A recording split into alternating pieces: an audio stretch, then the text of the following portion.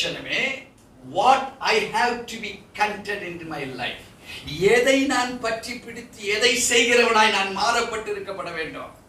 Still we have not yet made ourselves in the content with the battle of war. நாம் இன்னும் யாரு கூட போர் செய்யணும், அந்த போருக்கு நாம இன்னும் தயார் ஆகல.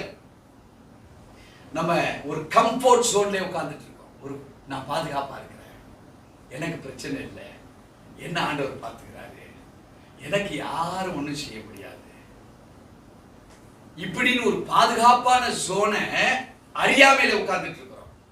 ஆனா ஆண்டவர் சொல்றாரு, அப்படி இருந்தன்னா உனக்கு என்னது, அடியும் உதயம் தான் நீ வாங்குவ.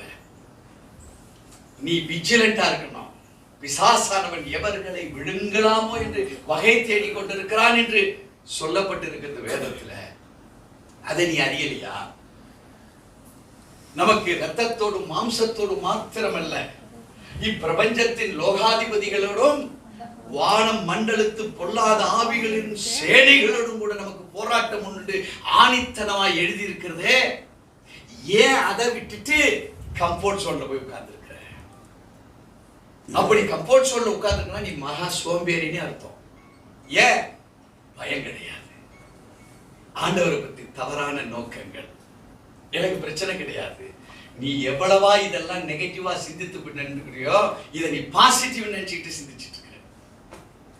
எனக்கு பிரச்சனை இல்லை நீ சொன்ன பாரு, ஓ நினைவுக்கு வேணா அது பாசிட்டிவ். ஆனா சட்டத்தின்படி நீ நெகட்டிவ்க்குள்ள போயிட்டு இருக்கிற ஆழத்துல. விசுவாசத்துல நினைக்கணும்னு சொல்லிட்டு, ஆனா விசுவாசத்துல போராட்டம் இருக்கிறத மறந்துடுமே. விசுவாசத்துல ஜெயம் பெறுவோம்னு நினை. எதுல ஜெயம் பெறுவோம்? எனக்கு விரோதமா எழும்புகிற எந்த நாவையும் நான் குற்றப்படுத்துவேன்.